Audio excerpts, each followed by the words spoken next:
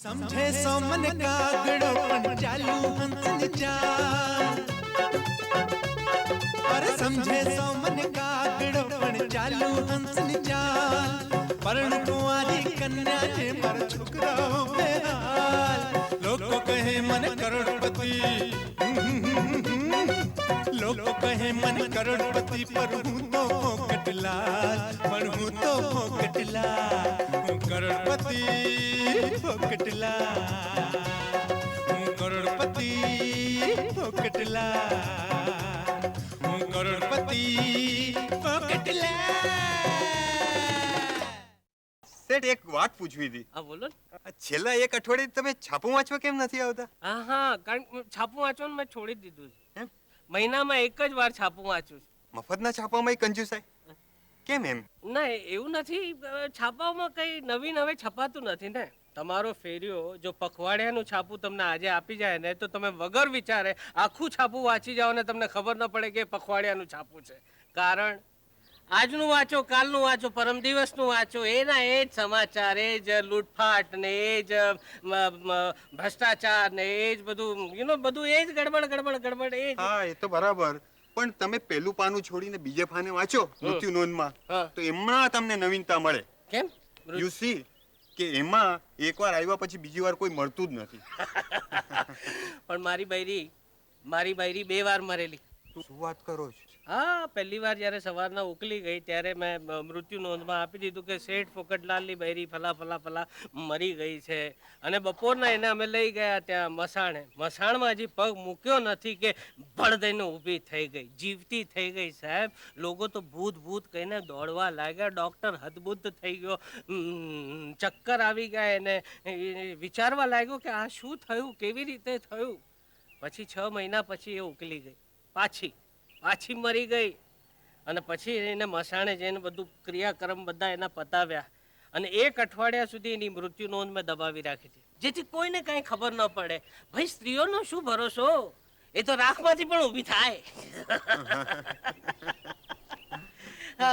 આવું છે સાહેબ, આવું છે. અરે મારું ઘર આવી ગયું. ચાલો ત્યારે મળીએ પછી. હા દેસાઈ સાહેબ, આવજો. જય શ્રી કૃષ્ણ.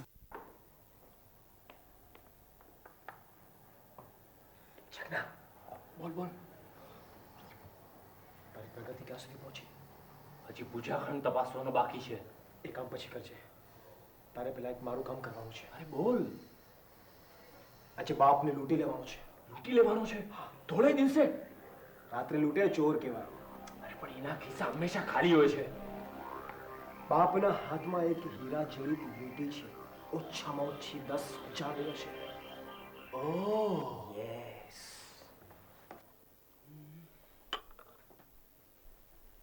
હેલો. હાય. કેમ? તમારી મ્યુઝિકલ કસરત પતી ગઈ? સવારનો ચા નાસ્તો પણ પતી ગયો છે. ઓહો લકી. પણ તારા મોઢા પરથી લાગે છે કે તારું કામ હજી પત્યું નથી. અમારી તો ફરજ છે ભાઈ, તમારા બાપુજીને ત્યાં નોકરી કરીએ છીએ. આને નોકરી કહેવાય? કેમ? અરે ભાઈ, નોકરી એટલે નોકરી. મફતમાં કરો કે પછી પગાર સાથે? તારે મફતમાં જ નોકરી કરવી હોય ને તો મારી કર. અઠવાડિયામાં 7 દિવસ રજા આપીશ. રિયલી? હા. તું જઈને કહું તારા પપ્પાને કે શેઠ, મારે તમારી દીકરીની આખો દિવસ મફતમાં સેવા કરવી છે. ઉભા રહેવા દેશે અહીંયા? હા, એ ખરું. સાચું કહો લક્ષ્મી, એ જ કારણોસર તો મેં આ નોકરી સ્વીકારી છે.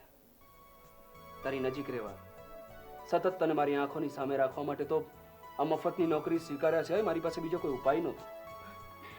પહેલા મને પણ એવું જ લાગતું હતું, પણ હવે લાગે છે કે તને મારા કરતા મારા બાપુજીના ચોપડાઓમાં વધુ રસ છે. ચોપડો ખોલીને બેસે છે તો આંખ ઉઠાવીને મારી સામે જોતો પણ નથી. નહીં. આવી રીતે નારાજ નહીં થવાનું તમારે. સાચું કહું, તારું રૂપ જોવા માટે મારે આંખો ઊંચી કરવાની જરાય જરૂર નથી. નાનપણથી બસ મેં તને મારી આંખોમાં સમાવી લીધી છે. જ્યાં જાઉં છું તો બસ માત્ર તું જ દેખાય છે. લક્ષ્મી લક્ષ્મી લક્ષ્મી લક્ષ્મી. જા હવે. સાચું કહું છું. પ્રેમની વાતો કાયમ કરે છે, લગ્નની ક્યારે નથી કરતો. આઈ થિંક એનો સમય હજુ પાક્યો નથી મેડમ. તો મને એમ કે લગ્ન માટે મારે વનપ્રવેશ સુધી વાટ જોવી પડશે કે પછી ઘડપણ સુધી? મારો કટાક્ષ મારો.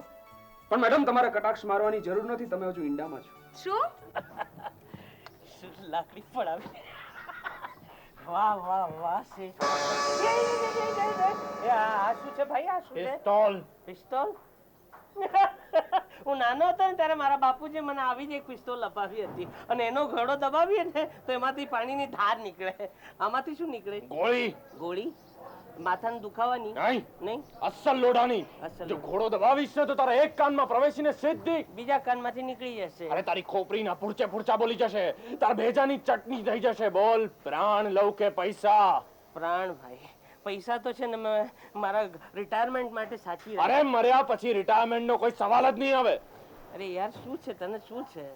ચાલ ચાલ ચાલ, તારા ગજવામાં જેટલા પૈસા છે એટલા બધા આપી દે મને. મારી પાસે ગજવું જ નથી દોસ્ત. હા, પણ તારા હાથમાં આ વીટી તો છે ને.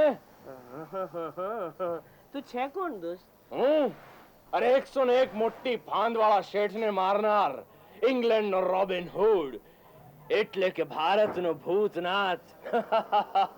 ભૂતનાથ ભાઈ, મારે તમને જ મળવું હતું. હાથ મિલાવો, હાથ મિલાવો. આપને મળીને ઘણો આનંદ અરે થયો, પણ ઘણો આનંદ થયો. તમને મારી શી જરૂર પડી?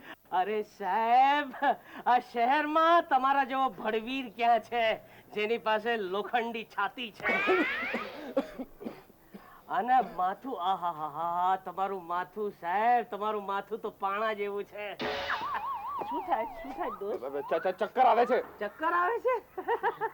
અરે આ માથાનો એક ફટકો તમે દિવાલ પર મારો ને તો આખી દિવાલ જમીનદોસ્ત થઈ જાય. એ શેઠ, જો આવી મીઠી મીઠી વાતો કરીને મને ફોર્સ લાવવાનો પ્રયત્ન કર્યો છે ને તો દિવાલ કરતા પહેલા તું જમીનદોસ્ત થઈ જઈશ. અરે હું સાચું કહું છું દોસ્ત, મને તારી બહુ જરૂર છે.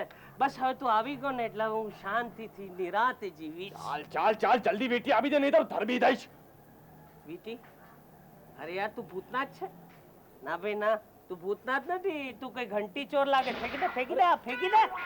અરે પણ સોના શેઠ ફોકટલાલ ફોફલિયા પાસેથી એક સોનાની વીટી, ધન કુબેર પાસે એક સોનાની વીટી માંગે છે. એનું અપમાન કરતા તારે શરમ નથી આવતી? ઠીક છે. તમારી પાસે બીજી કેટલી સોનાની વીટીઓ છે? 10, અને એમાં 3 તો 100 ટચના સોનાની છે. ચાલો ચાલો ચાલો, એ બધી વીટી મને હમણાં આપી દો.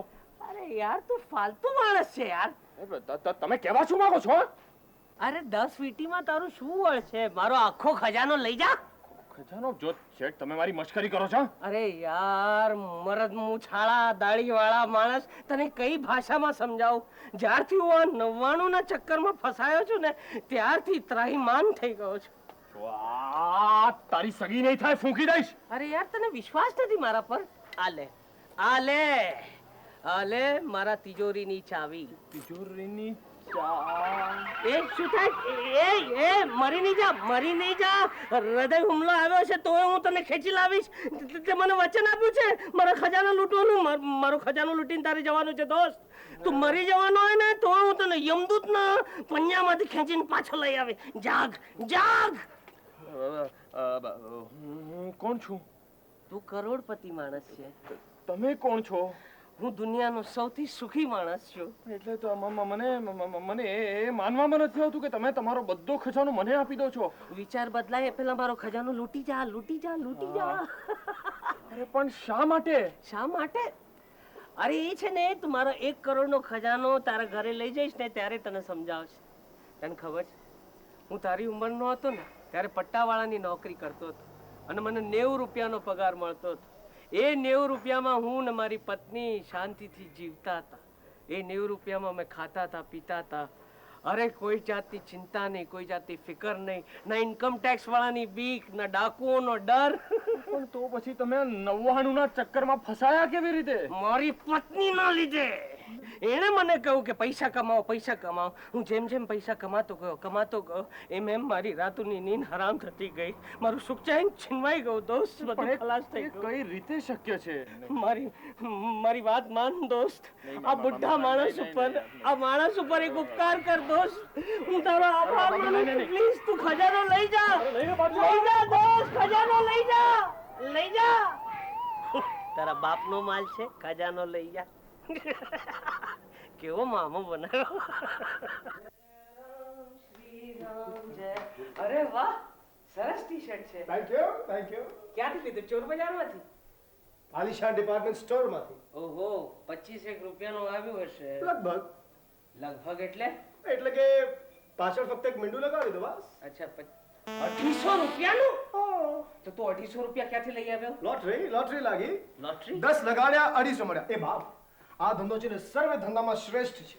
20 લગાડો 500 મળે, 40 લગાડો 1000 મળે. તારા 1000 રૂપિયા કમાવો છે. તું મને એ કે તું લોટરીની વાત કરે છે કે મટકાના જુગારની? લોટરીની બાપ, લોટરીની. તમે જેટલી વધુ ટિકિટ લો ને એટલા તમને ચાન્સ વધુ મળે. તમારે 10,000 લગાડીને લાખ કમાવો છે. કરોડપતિ